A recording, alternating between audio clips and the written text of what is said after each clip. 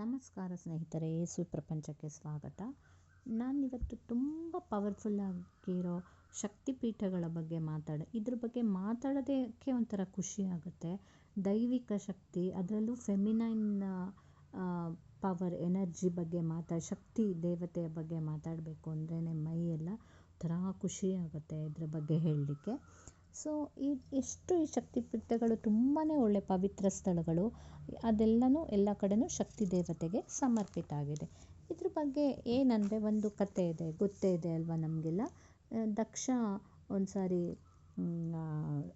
ಸತಿ ಅಂದರೆ ಶಿವನ ಹೆಂಡತಿಯಾಗಿಯೇ ಸತಿ ಗೊತ್ತಿದ್ದಾಳಲ್ವ. ಅವಳ ತಂದೆ ದಕ್ಷ ಒಂದು ಸರಿ ಅವ್ರಿಗೆ ಆ್ಯಕ್ಚುಲಿ ಶಿವನ ಜೊತೆ ಮದುವೆ ಮಾಡಿಕೊಡ್ಲಿಕ್ಕೆ ಇಷ್ಟ ಇರೋದಿಲ್ಲ. ಬಟ್ ಸತಿ ಹುಟ್ಟಿರೋದೇ ಶಿವನಿಗೋಸ್ಕರ, ಅವನ ಬಗ್ಗೆನೇ ಇಷ್ಟಪಟ್ಟು ಮದುವೆ ಆಗಿ ಹೋಗಿರ್ತಾಳೆ, ಅಪ್ಪನ ವಿರುದ್ಧವಾಗಿ ಹೋಗಿರ್ತಾಳೆ. ಆಗ ದಕ್ಷಂಗೆ ಶಿವನ್ ನೋಡಿದ್ರೇ ಆಗ್ತಾ ಇರೋದಿಲ್ಲ. ಅವನೇನು ಸುಮ್ಮನೆ ತುಂಬ ಒರಟಾಗಿದ್ದಾನೆ, ಮೈ ತುಂಬ ಬೂದಿ ಬಳ್ಕೊಂಡಿರ್ತಾನೆ, ಈ ರೀತಿ ಎಲ್ಲ ಹೇಳಿಬಿಟ್ಟು ಇದು ಮಾಡ್ತಾ ಇರ್ತಾರೆ. ಸೊ ಒಂದು ಸರಿ ದಕ್ಷ ದೊಡ್ಡ ಯಜ್ಞ ಮಾಡ್ತಾರೆ. ಆವಾಗ ಸತಿನ ಇನ್ವೈಟ್ ಮಾಡೋದೇ ಇಲ್ಲ, ಅಂದರೆ ಪಾರ್ವತಿನ ಇನ್ವೈಟ್ ಮಾಡೋದಿಲ್ಲ. ಆಗ ಅವಳಿಗೆ ತುಂಬ ಬೇಜಾರಾಗುತ್ತೆ. ಅಪ್ಪ ಅಷ್ಟು ದೊಡ್ಡ ಎಲ್ಲರನ್ನೂ ಕರೆದು ಯಜ್ಞ ಮಾಡ್ತಾ ಇರುವಾಗ ನಮ್ಮನ್ನೇ ಕರೀಲಿಲ್ವಲ್ಲ ಅಂತ ಬೇಜಾರಾಗುತ್ತೆ. ಅವಳು ಏನಾರಾಗಲಿ ಪರವಾಗಿಲ್ಲ, ನಾನೇ ಹೋಗ್ತೀನಿ, ಕರೀದಿದ್ರು ಪರವಾಗಿಲ್ಲ, ಅಲ್ಲೇನು ಅಷ್ಟು ಜನರ ಮುಂದೆ ನನಗೇನು ಹೇಳಲ್ಲ ಅಂದ್ಕೊಂಡು ಅವಳೇ ಕರೀದೇನೆ ಬರ್ತಾಳೆ. ಶಿವ ಎಷ್ಟು ಹೇಳಿದ್ರೂ ಕೇಳದೆ ಬರ್ತಾಳೆ. ಬಂದಾಗ ಅಲ್ಲೂ ಸಹ ದಕ್ಷ ಅವಳಿಗೆ ಅವಮಾನ ಮಾಡಿಬಿಡ್ತಾರೆ. ಹಾಗೆ ಅವಳಿಗೆ ಮಾತ್ರ ಅವಮಾನ ಮಾಡೋದಲ್ಲದೆ ಶಿವಂಗೂ ಏನೇನೋ ಬಾಯಿಗೆ ಬಂದಂಗೆ ಬೈದ್ಬಿಡ್ತಾನೆ. ಆಗ ಸತಿಗೆ ತುಂಬ ಬೇಜಾರಾಗ್ಬಿಟ್ಟು ಅವಳೇನು ಮಾಡಿಬಿಡ್ತಾಳೆ, ತನ್ನನ್ನು ತಾನು ಅಲ್ಲೇ ಇದ್ದಂಥ ಬೆಂಕಿಗೇ ತನ್ನನ್ನು ತಾನು ಆಹುತಿ ಮಾಡ್ಕೊಂಡು ಬಿಡ್ತಾಳೆ. ಆ ವಿಷಯ ಶಿವನಿಗೆ ಗೊತ್ತಾದ ತಕ್ಷಣ ಶಿವ ತುಂಬ ದುಃಖ, ಸಿಟ್ಟು ಎಲ್ಲ ಬಂದ್ಬಿಡುತ್ತೆ. ಅಷ್ಟು ಸಿಟ್ಟು ಬಂದ್ಬಿಟ್ಟು ಅವನು ಆವಾಗಲೇ ಕಾಲಭೈರವನ ರೂಪ ಶಿವನಿಂದ ಹೊರಗೆ ಬಂದು ಯಜ್ಞ ಇದೆಲ್ಲ ಹಾಳಾಗುತ್ತೆ, ಇಡೀ ಭೂಮಿ ಎಲ್ಲ ಅಲ್ಲೋಲ ಕಲ್ಲೋಲ ಆಗುತ್ತೆ ಶಿವನ ಸಿಟ್ಟಿಗೆ. ಅಷ್ಟಾದರೂ ಶಿವಂಗೆ ಸಿಟ್ಟು ಇಳಿಯಲ್ಲ. ಸತಿಯ ದೇಹನ ಎತ್ಕೊಂಡು ಎಲ್ಲ ಕಡೆ ಹುಚ್ಚಂತರ ಓಡಾಡ್ತಾ ಇರ್ತಾನೆ, ತಾಂಡವ ನೃತ್ಯ ಮಾಡ್ತಾ ಇರ್ತಾನೆ. ಸಿಟ್ಟು ದುಃಖ ಎಲ್ಲ ಕಂಟ್ರೋಲ್ ಮಾಡಲಿಕ್ಕೆ ಆಗ್ತಾ ಇರೋದಿಲ್ಲ. ಆಗ ಈ ಎಲ್ಲ ಎಲ್ಲ ಅಲ್ಲೋಲ ಕಲ್ಲೋಲ ಆಗೋಗ್ಬಿಡತ್ತೆ. ಅವಾಗ ಎಲ್ಲ ದೇವತೆಗಳು ಹೋಗಿ ವಿಷ್ಣುನ ಕೇಳಿದಾಗ ವಿಷ್ಣು ಹೇಳ್ತಾರೆ, ಸರಿ ಇದಕ್ಕೇನಾರು ಒಂದು ಮಾಡೋಣ ಅಂತ ಹೇಳಿಬಿಟ್ಟು ಸುದರ್ಶನ ಚಕ್ರನ, ಈಗ ಅಟ್ಲೀಸ್ಟ್ ಶಿವನ ಕೈಯಿಂದ ಆ ದೇಹನಾದರೂ ಕಣ್ಣಿಗೆ ಕಾಣಿಸ್ದೇ ಇದ್ದರೆ ಆವಾಗಾದರೂ ಸಮಾಧಾನ ಆಗ್ಬೋದು. ಆ ದೇಹ ಅವನ ಕಣ್ಣಿಗೆ ನೋಡ್ತಾ ಇದ್ದಂಗೂ ಈ ಥರ ಆಗುತ್ತೆ ಅಂತ ಅಂದ್ಕೊಂಡು ಸುದರ್ಶನ ಚಕ್ರನ ಬಿಟ್ಬಿಟ್ಟು ಆ ದೇಹನೆಲ್ಲ ಪೀಸ್ ಮಾಡಿಬಿಟ್ಟಾಗ ಶಕ್ತಿಪೀಠಗಳು ಆಗಿ ಆವಾಗ ಏನಾಗುತ್ತೆ, ದೇಹ ಇಡೀ ಎಲ್ಲ ಕಡೆನೂ ಹೋಗಿಬಿಡತ್ತೆ. 51 ಕಡೆ ಹೋಗಿ ಬೀಳತ್ತಂತೆ. ಅದು ಇಂಡಿಯಾ, ನೇಪಾಳ, ಪಾಕಿಸ್ತಾನ್, ಬಾಂಗ್ಲಾದೇಶ್ ಎಲ್ಲ ಕಡೆಗೂ ಹೋಗಿ ಬಾಡಿ ಪಾರ್ಟ್ಸ್ ಬೀಳತ್ತೆ. ಅದರಲ್ಲಿ ಕೆಲವು 51 ಕಡೆ ಹೋಗಿಬೀಳತ್ತೆ. ಅದರಲ್ಲಿ ಕೆಲವು ತುಂಬ ಇಂಪಾರ್ಟೆಂಟು ಶಕ್ತಿಪೀಠಗಳು ಇದೆ. ಅದನ್ನು ನಮ್ಮ ಆದಿಶಂಕರಾಚಾರ್ಯರು ಎಲ್ಲೆಲ್ಲಿ ತುಂಬ ಇಂಪಾರ್ಟೆಂಟ್ ಇದೆ, ಯಾವುದನ್ನ ಅಟ್ಲೀಸ್ಟ್ ಯಾತ್ರಾರ್ಥಿಗಳಿಗೆ ಈಸಿ ಆಗಲಿ, ಹೋಗಿ ಅಲ್ಲಿಗೆ ವಿಸಿಟ್ ಮಾಡಿಬಿಟ್ಟು ನೋಡಿ ಅವ್ರಿಗೆ ಗೊತ್ತಾಗುತ್ತೆ ಅಂತ ಹೇಳಿಬಿಟ್ಟು ಅದನ್ನು ಒಂದು ಸ್ತೋತ್ರದ ರೂಪದಲ್ಲಿ ಅದನ್ನು ಅಷ್ಟಾದಶ ಶಕ್ತಿಪೀಠ ಸ್ತೋತ್ರ ಅಂತ ಹೇಳಿಬಿಟ್ಟು ಮಾಡಿದ್ದಾರೆ. ಅದ್ರ ಬಗ್ಗೆ ನಾನಿವತ್ತು ಹೇಳೋಣ ಅಂತ ಹೇಳಿಬಿಟ್ಟು ಅಂದ್ಕೊಂಡಿದ್ದೀನಿ. ಹೀಗೆ ಎಲ್ಲೆಲ್ಲಿ ಬಾಡಿ ಪಾರ್ಟ್ಸ್ ಬಿದ್ದಿದೆಯೋ ದೇವಿದು, ಅಲ್ಲೆಲ್ಲ ದೇವಸ್ಥಾನಗಳಾಗಿದೆ, ಅವೇ ಶಕ್ತಿಪೀಠಗಳಾಗಿ. ಅದಕ್ಕೆ ದೇವಿದು ಬಾಡಿ ಪಾರ್ಟ್ಸ್ ಬಿಟ್ಟಿರೋ ಜಾಗ ಆಗಿರೋದ್ರಿಂದ ಈ ಶಕ್ತಿಪೀಠಗಳಲ್ಲೆಲ್ಲ ತುಂಬ ಪವರ್ ಇದೆ ಅಂತ ಹೇಳಿಬಿಟ್ಟು ಭಕ್ತರ ನಂಬಿಕೆ ಆಗಿರುತ್ತೆ. ಈ ಅಷ್ಟಾದಶ ಶಕ್ತಿಪೀಠ ಸ್ತೋತ್ರ ಹೇಗಿದೆ ಅಂತ ನೋಡೋಣ. ಲಂಕಾಯಾಂ ಶಾಂಕರಿ ದೇವಿ ಕಾಮಾಕ್ಷಿ ಕಾಂಚಿಕಾಪುರೇ ಪ್ರದ್ಯುಮ್ನೆ ಶೃಂಖಲಾ ದೇವಿ ಚಾಮುಂಡಿ ಕ್ರೌಂಚಪಟ್ಟಣೆ ಆಲಂಪುರೆ ಜೋಗುಲಾಂಬಾ ಶ್ರೀಶೈಲೆ ಭ್ರಮರಾಂಬಿಕಾ ಕೊಲ್ಹಾಪುರೆ ಮಹಾಲಕ್ಷ್ಮೀ ಮುಹುರ್ಯೆ ಏಕವೀರಿಕಾ ಉಜ್ಜಯಿನ್ಯಾಂ ಮಹಾಕಾಳಿ ಪೀಠಿಖ್ಯಾಂ ಪುರುಹೀತಿಕೆ ओढ्यायां गिरिजादेवी माणिक्या दक्षवाटके हरिक्षेत्रे कामरूपां प्रयागे माधवेश्वरी ज्वालायां वैष्णवी देवी गया मङ्गल्यगौरिका वाराणस्यां विशालाक्षी काश्मीरेषु सरस्वती अष्टादशसु पीठानि योगिनामपि दुर्लभं सायङ्काले पठेन्नित्यं सर्वशत्रुविनाशनं सर्वरोगहरं दिव्यं सर्वसम्पत्करं शुभम् इति ಅಷ್ಟಾದಶ ಶಕ್ತಿಪೀಠ ಸ್ತೋತ್ರಂ.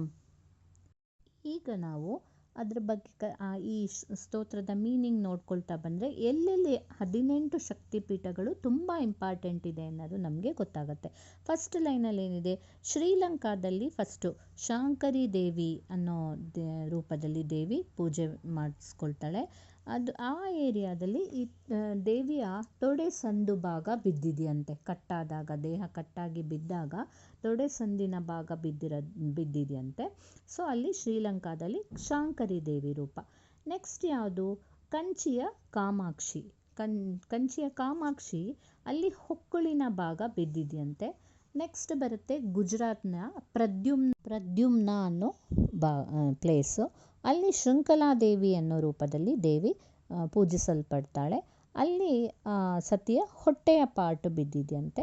ನೆಕ್ಸ್ಟ್ ಬರುತ್ತೆ ಚಾಮುಂಡಿ, ನಮ್ಮ ಮೈಸೂರು ಕರ್ನಾಟಕದಲ್ಲಿರೋ ಚಾಮುಂಡ ಕ್ರೌಂಚಪಟ್ಟಣೆ ಅಂದರೆ ಮೈಸೂರಲ್ಲಿರೋ ಚಾಮುಂಡೇಶ್ವರಿ ದೇವಿ.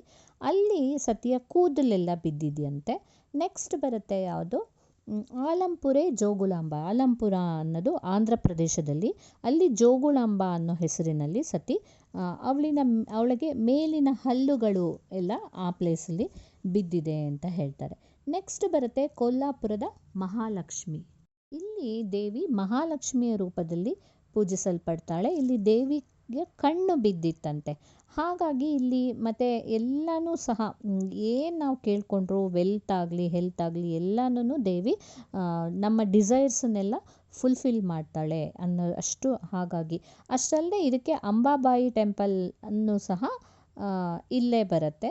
ಇಲ್ಲಿ ಕೋಲಾಸುರನನ್ನು ಕೊಂದುಬಿಟ್ಟು ಊರಿಗೆ ಕೊಲ್ಹಾಪುರ ಅನ್ನೋ ಹೆಸರು ಕೊಟ್ಬಿಟ್ಟು ಆಮೇಲೆ ವಿಷ್ಣುವಿನಲ್ಲಿ ಐಕ್ಯಳಾಗ್ತಾಳಂತೆ.